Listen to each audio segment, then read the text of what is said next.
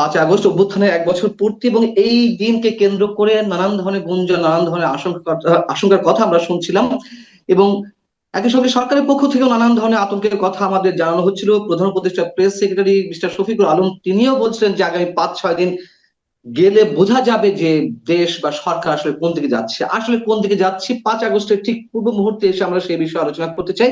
এই বিষয়ে আলোচনার জন্য আমাদের সঙ্গে যুক্ত রয়েছেন রংপুর বেগম রোকেয়া বিশ্ববিদ্যালয়ের সাবেক উপাচার্য, জানিবপের chairman lieutenant colonel doctor Nazmul Hasan Kalimullah. Professor Nazmul Hasan Kalimullah, আপনাকে স্বাগত জানাচ্ছি আমাদের অনুষ্ঠানে এবং একই সঙ্গে আপনার প্রতি আমাদের সালাম।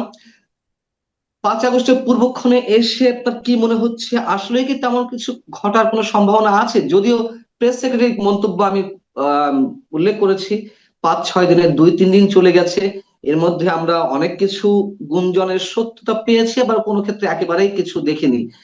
আসলেই কি অন্য কিছু ঘটার সম্ভাবনা এখনো পর্যন্ত আছে বলে আপনার মনে হয়? ধন্যবাদ। আপনার এই শো শুরু করার প্রারম্ভেই আমি শ্রদ্ধা জানাতে চাই আমাদের বীর মুক্তিযোদ্ধা সাবেক সেনাপ্রধান লেফটেন্যান্ট জেনারেল হারুন মহোদয় আজকে সকালে পরলোক গমন করেছেন। তার শোক সন্তপ্ত পরিবার এবং একই সঙ্গে আমরাও গভীর শ্রদ্ধা জানাচ্ছি একজন রণাঙ্গনের মুক্তিযোদ্ধা বীর প্রতীক হারুন রশিদের প্রতি, নিঃসন্দেহে। তো যাই হোক, জীবন চলমান এবং আমরা আমাদের বর্তমান যে পরিস্থিতি সেটি একদম নিবিড় ভাবে পর্যবেক্ষণরত অবস্থায় আছি। যে আয়োজনটি আমরা গতকাল দেখলাম, ইশতেহার হাজির করেছেন এনসিপি 20টি স্নাত শহীদ মিনারে, ডগ স্কোয়াড থেকে শুরু করে পুলিশের সার্বক্ষণিক প্রহরায় তারা পরবর্তীতে দেখলাম যে একটি বিশেষ দলের কর্মীরা তাদের যে জমায়েত সেটিকে পরিপুষ্ট করেছেন, কারণ খুব বেশি লোক কিন্তু তারা হাজির করতে পারেননি। তবে যেই ইশতেহার তারা হাজির করেছেন সেখানে সবচেয়ে তাৎপর্যপূর্ণ মনে হয়েছে আমার কাছে সেকেন্ড রিপাবলিক এবং নতুন সংবিধান প্রণয়নের যে প্রতিজ্ঞা তারা করেছেন তা থেকে।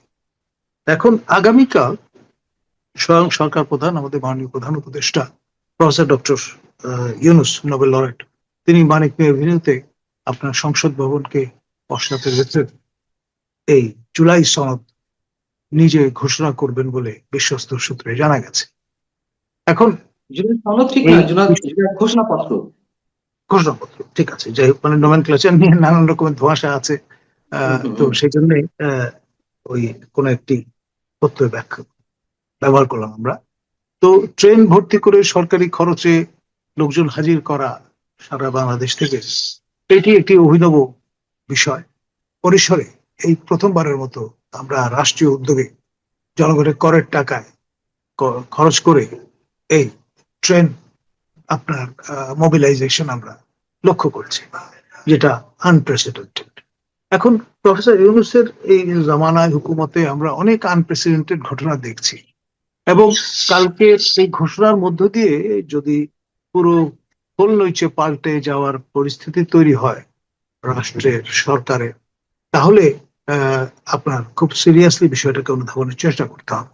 যে বিষয়টা তাৎপর্য বহন করে যে একটা কৌশল, রণনীতি এবং রণকৌশল এই সরকারের দুটি, আপনি যদি খেয়াল করে থাকেন, একটি হচ্ছে মব আপনার ভায়োলেন্স, আরেকটি হচ্ছে ট্যাগিং কালচার। এই দুটি যেখানে যেটা প্রযোজ্য সেখানে আমরা ব্যবহৃত হতে দেখেছি। এখন মাইক্রো পার্সপেক্টিভে, মাইক্রো স্কেলে মব আপনার ভায়োলেন্সটা খুবই কার্যকর হাতিয়ার হিসেবে তারা ব্যবহার করেছেন, আর ম্যাক্রো পার্সপেক্টিভে এই ট্যাগিং কালচার, বিশেষ করে প্রশাসনে যারা আছেন তাদেরকে ভয় দেখানোর জন্য, কাবু করার জন্য, তারপরে ব্ল্যাকমেইল করবার জন্য এটি ব্যবহৃত হয়েছে। এবং এই একই কায়দায় এবার আপনার এনসিপি যদি এ ধরনের কৌশলের আশ্রয় নিয়ে বসে তাদের মেন্টরের ইঙ্গিতে, যে তারা স্বাক্ষর করবে না যতক্ষণ পর্যন্ত না ওই ক্লজগুলো প্রযুক্ত হচ্ছে, তখনই কিন্তু আপনার নতুন একটা বল গেম শুরু হবে, সেটাও সম্ভাবনা উড়িয়ে দেওয়া যায় না। মানে মোট কথা অনেক ইফ এন্ড বাট এবং একটা মাইন্ডফিল্ড সামনে সৃজিত হতে চলেছে। আমার একটা প্রশ্ন যে যেই ঘোষণাপত্র মঙ্গলবার 5 আগস্ট জাতীয় বা পর্যায়ে বা সরকারের পক্ষ থেকে প্রধান উপদেষ্টা উপস্থাপন করতে যাচ্ছেন, আহ, সেখানে আমি যতদূর জানি সেকেন্ড রিপাবলিকের কথা উল্লেখ নেই। তবে এনসিপির পক্ষ থেকে রোববার তাদের সমাবেশে সেকেন্ড রিপাবলিকের কথা বলা হয়েছে, দাবি জানানো হয়েছে, এবং তারা সংবিধান দুমড়ে মুচড়ে ফেলার কথা উল্লেখ করেছে। যদিও এটি রাষ্ট্রদ্রোহিতা, আমরা এক্সিস্টিং সংবিধানের বিরুদ্ধে এইভাবে কথা বলছি, এখনো কোনো বিপ্লবী সরকার গঠন হয়নি বা হওয়ার কোনো প্রশ্নই ওঠে না, সেখানে তারা মুহুর্মুহু সংবিধানের বিরুদ্ধে এভাবে কথা বলছে। যাও, এখন আপনার কি মনে হয় যে 5 আগস্ট যে ঘোষণাপত্র উপস্থাপন করা হতে যাচ্ছে ছাত্রদের এই দাবির মুখে সেখানে সেকেন্ড রিপাবলিক সংক্রান্ত কোনো বিষয় সংযুক্ত করা হতে পারে?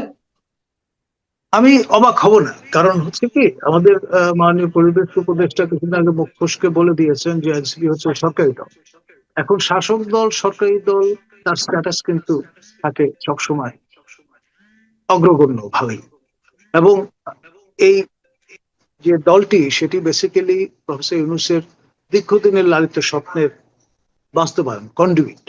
তো ন্যাচারালি ব্যাটে বলে যদি তারা খেলে দেন সবাইকে ধোঁয়াশায় ফেলে, তাহলে অবাক হওয়ার কিছু থাকবে না। বুঝতে হবে যে দীর্ঘ পরিকল্পনার হোমওয়ার্ক করে মেটিকুলাস ডিজাইনের ভিত্তিতে এই সরকার ক্ষমতায় এসছে। সুতরাং আপনার এখানে কোনো কিছুকেই সরল ভাবে দেখবার সুযোগ নেই। এক, আর যদি দ্বিতীয়ত, সেকেন্ড রিপাবলিকের বিষয়টি অন্তর্ভুক্ত করা হয় এনসিপির জি, দাবি অনুযায়ী, যেহেতু জি, আমরা জানি অনেক কিছু গোপনে ঘটছে, ঘোষণাপত্র মাত্র 3টি দলের কাছে খসড়াটা দেওয়া হয়েছে, এনসিপি, জামাত ইসলাম এবং বিএনপি।